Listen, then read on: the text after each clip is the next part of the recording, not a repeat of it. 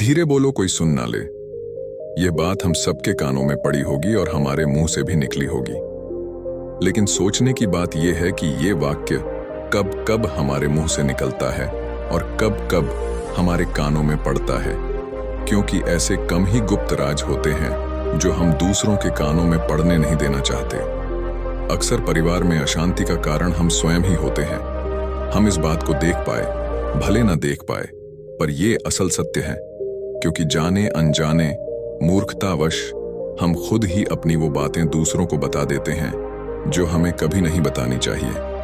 और वही बातें जो जाने अनजाने हमने किसी दूसरे के सामने बता दी थी, वही हमारे दुख का कारण बन जाता है, वही हमारे झगड़े का कारण बन जाता है। और फिर बाद में हमें पछतावा होता है कि मुझे यह बात किसी को बतानी नहीं चाहिए थी। मेरी ही गलती हुई कि मैंने जाने अनजाने ये बात सभी को बता दी। इसीलिए आज की जो बौद्ध कहानी मैं आपको सुनाने वाला हूँ, उसे सुनने के बाद आपको 7 ऐसी बातें पता चलेंगी जो आपको कभी किसी को नहीं बतानी। ये जो 7 बातें हैं जो आपको किसी को नहीं बतानी, क्यों नहीं बतानी, इसके पीछे का तर्क भी मैं आपको दूंगा। और इन 7 बातों के अलावा अगर आपको लगता है कि कोई बात ऐसी है जो मुझसे छूट गई या मैं नहीं बता पाया, तो कमेंट सेक्शन में जरूर बताना। इससे पहले कि आप इस बौद्ध कहानी में खो जाएं, इस चैनल को सब्सक्राइब जरूर कर लें। तो चलिए कहानी शुरू करते हैं। एक समय की बात है, एक नगर में आर्यन नाम का एक युवक रहता था। वो युवक बहुत गरीब था। 2 वक्त की दाल रोटी भी बड़ी मुश्किल से उसको नसीब होती थी। किसी काम की तलाश में दिन रात खोज करने पर भी उसे कोई काम नहीं मिल रहा था। फिर एक दिन उसने अपनी पत्नी के सामने अपनी सारी समस्या बता दी। उसने अपनी पत्नी को कहा कि मैं जिस जगह भी काम मांगने के लिए जाता हूँ, तो हर कोई मुझे यह कहकर काम नहीं देता कि हमारे यहाँ काम की जरूरत नहीं है। मैं काम की तलाश कर करके थक चुका हूँ। मुझे समझ नहीं आता कि मैं तुम लोगों का पेट कैसे भरूंगा, अपने बच्चों को कैसे पालूंगा, और ये चिंता मुझे दिन रात खाए जा रही है। ये सुनकर उसकी पत्नी ने कुछ सोचकर कहा कि तुम एक आदमी के पास एक बार ही काम मांगने के लिए जाते हो, और जब वो काम नहीं देता तो तुम 2 बार उसके पास जाते तक नहीं हो। अगर तुम्हें उनसे काम लेना है तो तुम्हें हमदर्दी जतानी होगी, तुम्हें उनसे हमदर्दी हासिल करनी होगी, अपनी गरीबी दिखानी होगी, ताकि वो लोग तुम्हारी मजबूरी समझकर तुम्हें काम पर रख लें। इसीलिए शर्म मत करो, उन्हें अपनी मजबूरी बताओ, अपनी गरीबी बताओ, और इसी उपाय से तुम काम पा सकते हो। ये बात आर्यन के मस्तिष्क में बैठ गई और अगले दिन काम मांगने के लिए वो उसी सेठ के पास जा पहुंचा जहां पर वो पिछले दिन काम मांगने के लिए गया था। लेकिन इस बार उसने हाथ जोड़कर उस सेठ से प्रार्थना की, उससे विनती की कि वो बहुत गरीब है और उसे काम की बहुत आवश्यकता है। वो जो कुछ भी उसे देंगे उसमें संतुष्ट हो जाएगा, पर कृपया करके मुझे अपने यहाँ काम पर रख लें। उसकी ये हालत देखकर उस सेठ ने उसे अपने यहाँ काम पर रख लिया। वो रोज वहां पर काम पर जाने लगा। अंदर ही अंदर वो खुश तो था कि उसे काम तो मिला, लेकिन उसे वेतन दूसरे लोगों से कम मिलता था। वही काम जो दूसरे लोग कर रहे थे, उन्हें ज्यादा वेतन मिल रहा था और इससे कम वेतन मिल रहा था। जब इस बारे में उसने अपने सेठ से कहा तो सेठ ने कहा कि देखो भाई, तुम्हें काम की जरूरत थी, मैंने तुम्हें काम दिया, मेरा धन्यवाद करने की बजाय तुम मुझसे शिकायत कर रहे हो।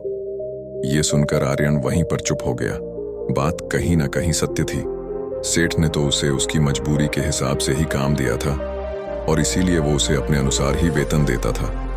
लेकिन धीरे धीरे उसने ये बात अपने सगे संबंधियों और अपने दोस्तों को भी बताना शुरू कर दी कि उसका सेठ कैसा आदमी है और उसे कितना वेतन देता है। समय बीतता गया और आर्यन पूरी लगन के साथ अपना काम करता रहा।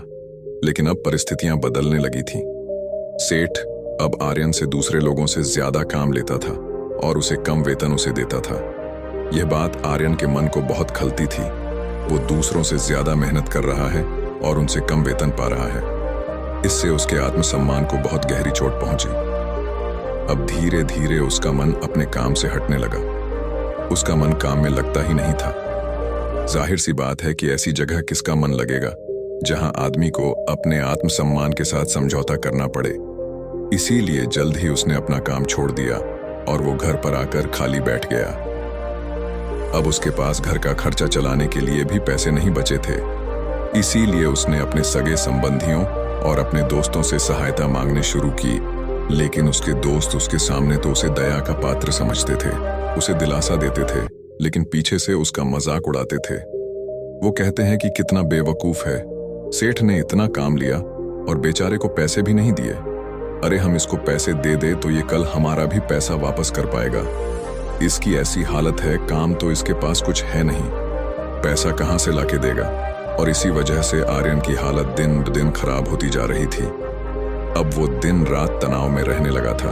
वही दोस्त, वही सगे संबंधी जो उसके अपने होने का दिखावा करते थे, वो उसे दया का पात्र समझ रहे थे। उन्हें उसके ऊपर तरस आ रहा था। सब लोग आकर उसे ध्यान तो बहुत देते थे, लेकिन कोई सहायता नहीं करता था। और अक्सर ऐसा ही होता है, ज्ञान देने वाले तो बहुत मिल जाते हैं, लेकिन मदद करने वाले, उंगली पकड़कर, हाथ पकड़कर आगे चलाने वाले कितने लोग मिलते हैं। एक दिन उसे पता चला कि पड़ोस के गांव में एक बौद्ध भिक्षु आया हुआ है जो बहुत ही ज्ञानी है। आर्यन इतना तनाव में था कि उसे कोई रास्ता नजर ही नहीं आ रहा था। इसीलिए जाने या अनजाने वो उस बौद्ध भिक्षु के पास पहुंच जाता है। वहां पहुंचकर वो सीधे उनके पैरों में गिरकर रोने लग जाता है। वो रोते रोते उन्हें अपनी सारी परिस्थिति बताता है। उसे बताता है कि किस तरह उसके सेठ ने उसका फायदा उठाया और उसके सगे संबंधी उसके साथ कैसा व्यवहार रखते हैं। सारी बातें सुनकर बौद्ध भिक्षु ने उसे चुप कराते हुए कहा कि बेटा, ये सारी समस्याएं तुम्हारी बुद्धिहीनता, तुम्हारी मूर्खता के कारण उत्पन्न हुई है। अगर तुम्हारे अंदर विवेक होता तो इनमें से एक भी समस्या तुम्हारे मन को दुखी नहीं कर सकती थी, लेकिन तुमने अपने अविवेक के कारण, अपनी मूर्खता के कारण खुद ही अपने रास्ते में कांटे बिछा दिए। आज मैं तुम्हें 7 बातें बता रहा हूं जो भूलकर भी किसी को मत बताना, और इन बातों का अनुसरण करते हुए तुम बाहर से मिलने वाले दुखों को दूर कर सकते हो जो बेवजह दुनिया की वजह से तुम्हारे अंदर पनपते हैं। पहली बात जो किसी को नहीं बतानी है वो है अपनी मजबूरी। अपनी मजबूरी का दिखावा करके दूसरों का दया पात्र बन के उनकी सहायता लेने की गलती कभी मत करना। हो सकता है कि आज वो तुम्हारी मजबूरी देखकर तुम्हारी सहायता कर दें, लेकिन कल वो तुम्हारा फायदा उठाने से भी नहीं चूकेगा। और अगर फायदा भी नहीं उठाया तो दूसरों के सामने तुम्हारा मजाक बनाने में वो व्यक्ति कभी नहीं चूकेगा। इसीलिए कभी भी अपनी मजबूरी का दिखावा मत करो। अगर घर में 2 रोटी है, सूखी रोटी है, तो वही खाकर सो जाओ, लेकिन दूसरों को इसके बारे में भनक तक नहीं लगनी चाहिए। जरा आप खुद सोचो, मजबूरी बताने का क्या मतलब होता है। एक इंसान का या तो वह दूसरों से सहानुभूति हासिल करना चाहता है या उनसे कोई आर्थिक मदद चाहता है।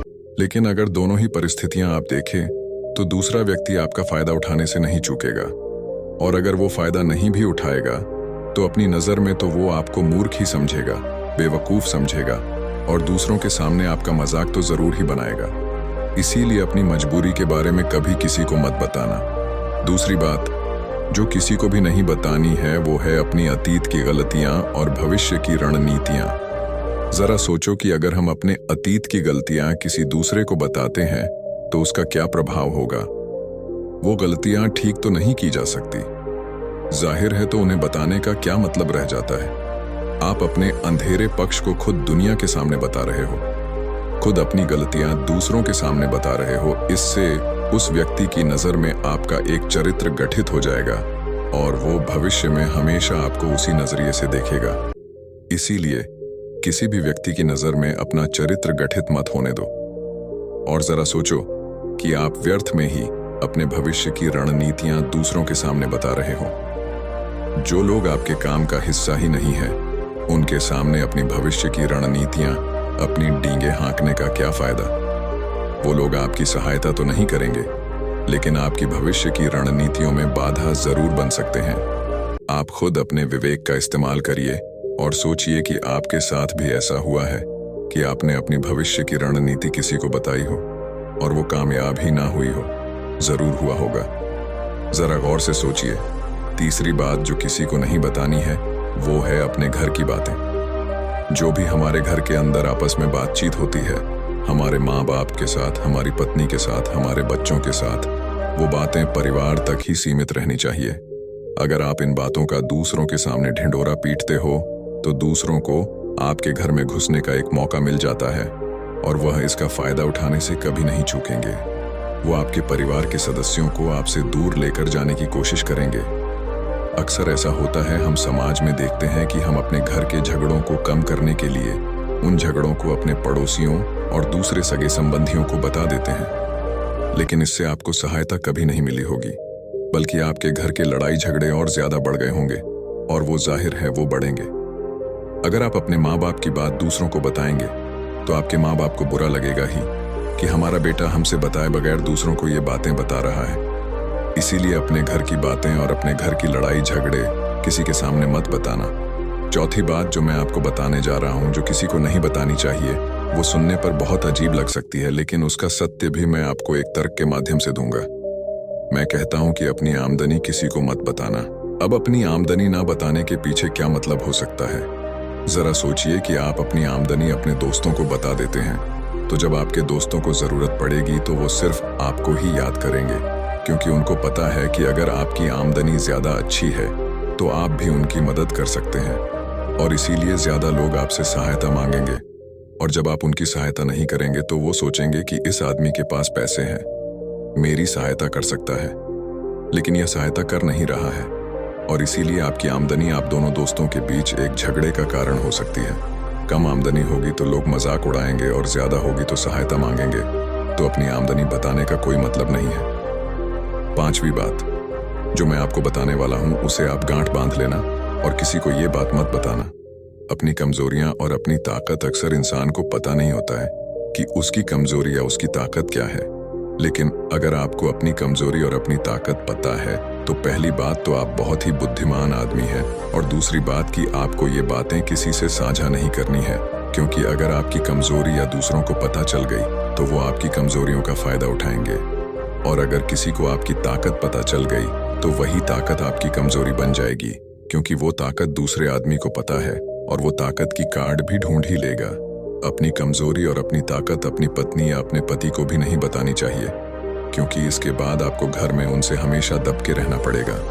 अगली बात जो किसी को नहीं बतानी चाहिए वो है अपने मित्र और अपने शत्रु। आप अपने मित्रों के बारे में अगर दूसरे लोगों को बताएंगे तो वह आपके मित्रों के साथ अपनी घनिष्ठता बनाकर आपको धोखा दिलवा सकते हैं। आपके गहरे मित्रों को आपसे दूर करने का प्रयास कर सकते हैं। अक्सर आम व्यक्ति ऐसा नहीं करता, लेकिन आपके दुश्मन ऐसा करने की कोशिश कर सकते हैं, और दूसरी तरफ आपके शत्रु का भी किसी को नहीं पता लगना चाहिए, क्योंकि आज जो आपका मित्र है, अगर कल वो आपका दुश्मन हो गया तो वो आपके दुश्मन के साथ ही मिलकर आपको परास्त कर सकता है, आपको धोखा दे सकता है। इसीलिए अपने सबसे अच्छे दोस्तों को भी अपने दुश्मन के बारे में कभी मत बताना। अगली और आखिरी बात कहना चाहता हूं कि जब तुम दान करते हो तो दान के बारे में भी किसी को मत बताना, नहीं तो दान करना व्यर्थ हो जाता है, बेकार हो जाता है। जब आप अपने दान का ढिंडोरा पीटते हो तो आप ये बता रहे हो कि मैं कितना बड़ा दानी पुरुष हूँ, और ये आपके अंदर एक अहंकार निर्मित करेगा। इसीलिए दान जितना गुप्त रूप से किया जाए उतना ही अच्छा होता है। जब आपका बायां हाथ दान कर रहा हो तो दाएं हाथ को बिना पता चले कि बायां हाथ दान कर रहा है।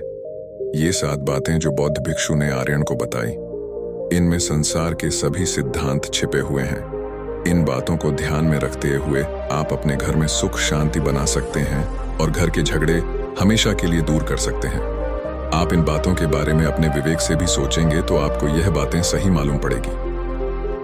हमारा कहानी सुनाने का यही मकसद है कि आपका विवेक जागृत हो और आप खुद उन बातों के बारे में सोचें जो हम आपको बता रहे हैं। और अगर हम गलत हैं तो आप कमेंट सेक्शन में वो बात जरूर बताएं जिस पर हम गलत हैं, और इनके अलावा भी अगर आप कुछ जानते हैं तो उन बातों को भी कमेंट सेक्शन में जरूर डालें। तो दोस्तों, अगर आपको इस कहानी से थोड़ा सा भी कुछ सीखने को मिला हो तो वीडियो को लाइक और ऐसे ही प्रेरणादायक वीडियोस देखने के लिए हमारे चैनल को सब्सक्राइब करें। तो मिलते हैं हम आपसे अगली कहानी में, तब तक के लिए अपना ख्याल रखें।